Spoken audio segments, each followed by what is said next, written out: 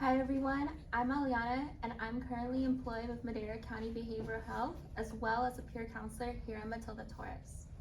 I'm Alexis. I'm also a peer counselor here at Matilda Torres. Today we'll be talking to you about substance use, resources, and awareness. So when it comes to vaping and mental health, we're not actually entirely sure to what extent it affects it, but we do know enough to know that it's very negative, it's a very harmful cycle. There are many surveys being conducted and studies being done to figure out to what extent it is happening. As you can see with this one, when it came to anxiety, 70% of those who only vape THC reported feeling that way, as compared to the 60% of nicotine-only users and the 30% of those who did not vape at all.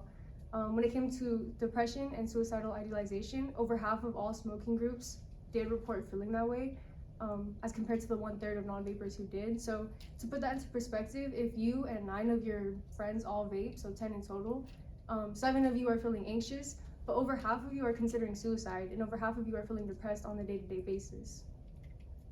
When it comes to your actual brain, we as adolescents are still developing our brains, and we're not going to be done until about our 20s. That being said, when you vape, not only are you stunting the development of your brain, but to be more specific, you're stunting your cognitive function, which is just it's basically a fancy word for the way that you think, the way that you process information, the way that you remember things. And yeah, so you also develop a sense of brain fog. If you've ever been so tired that you just, during your conversation, maybe you're not as present as you usually would be, and maybe you're not responding as quickly as you would have or as genuinely as you would have. If you vape, you kind of feel that way every day, and it's just really harmful to do. So again, brain development is a huge aspect of the way that you harm yourself when you vape, but there's also your synapses. So we as youth develop synapses a lot quicker than adults do. With every memory that we form, we develop a new skill, and with each skill we develop, we make a new synapses.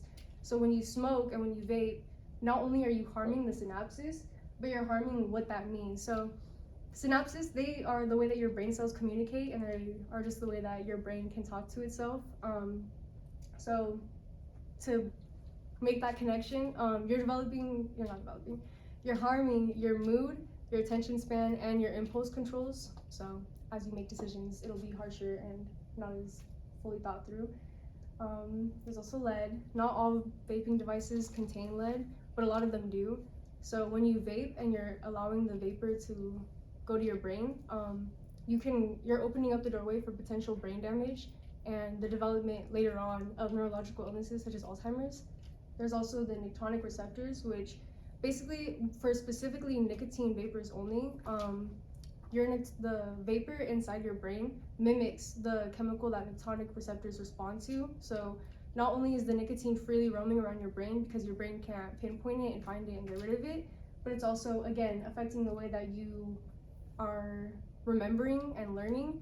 And our brain treats addiction the same way that it treats learning. So when the nicotine isn't being pinpointed and gotten rid of, it's opening up the door to more addiction and to that irritability that comes with it.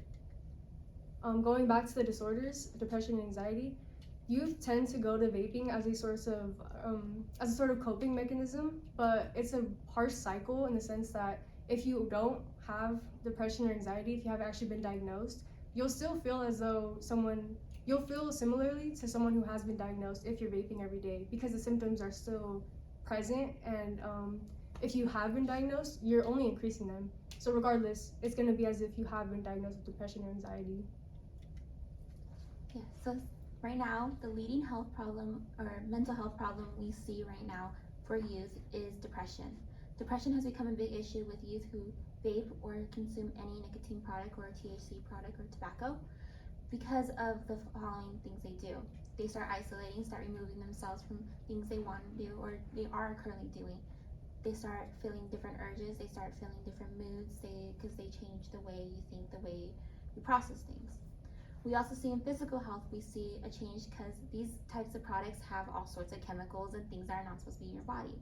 They're all foreign substances and they're not naturally in your body. So with that comes different problems like lung disease. We see lung disease. We also see cardiovascular heart disease, which can be fatal and cause numerous symptoms throughout your life as you get older, not just now, which which can lead to higher chances of cancer, which I don't think any of us want. So, signs of addiction rising. We see it when you start relying on it more. You feel like you need to. You start thinking about it constantly. It's part of your every thought, wherever you're doing, whether it's walking or going home or doing an assignment, you think about it. Kind of like this Alexis was saying, like it changes your brain development. Your receptors are changing, and the way that the chemicals work, they're wanting you to do more. Your brain starts relying on it. So you start getting irritability, which will make you feel that urge, whether you're working on an assignment and you're in class, you can't get out of it because you just want to do vaping. We also see it with relationships. Relationships change, like I previously said. And we also see, like, you know it's harmful for you. You hear these presentations, you hear these things on the news, you see people talk about it, you hear things, but you still want to do it and you still do it. And if you try to stop and you go a week's worth of not doing it, and let's say on Sunday you feel that urge, that's when you know, like, those it's starting to become more frequent. Your brain's changing, the brain chemistry of all these chemicals are changing your brain. Right now in California, we see with middle school and high school students, 2.8, which is 10% of youth in California use a type of product every day. While numbers have decreased for high school students, we see a number increase for middle school students. Middle school students have been targeted the most recently with flavoring, marketing, TV, averting the causes and harms of consuming these products. They divert it, they change it, they make it seem like it's fun. It's something cool to do. It's something easy to get accessible. So this is their strategic way of putting this in everyone's lives, especially the youth today.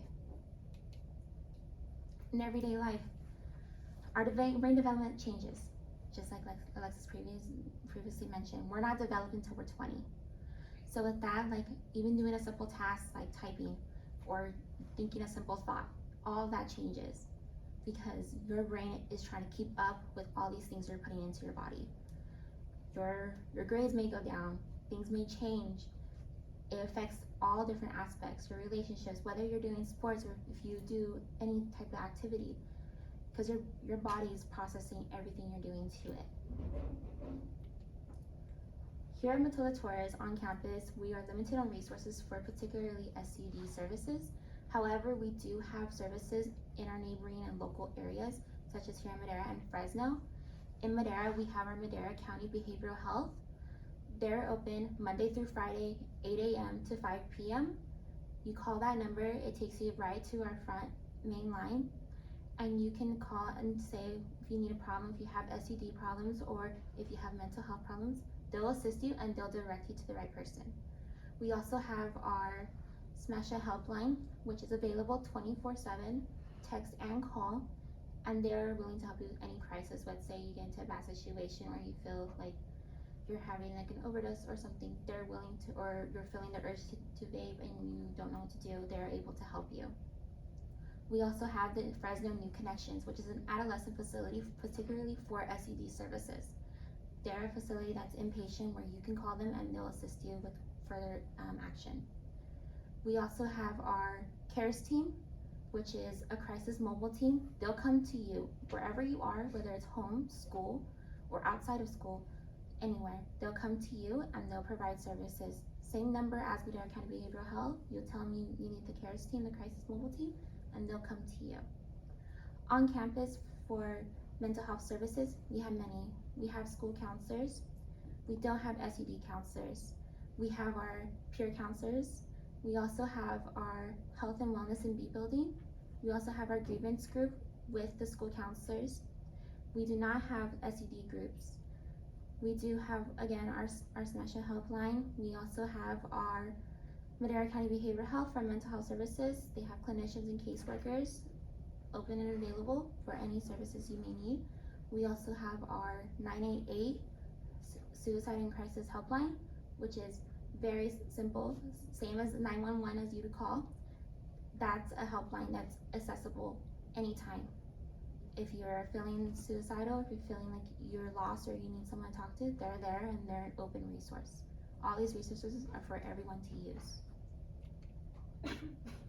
Okay, thank you guys so much for giving us your attention today. We really do hope that you took something away from our presentation.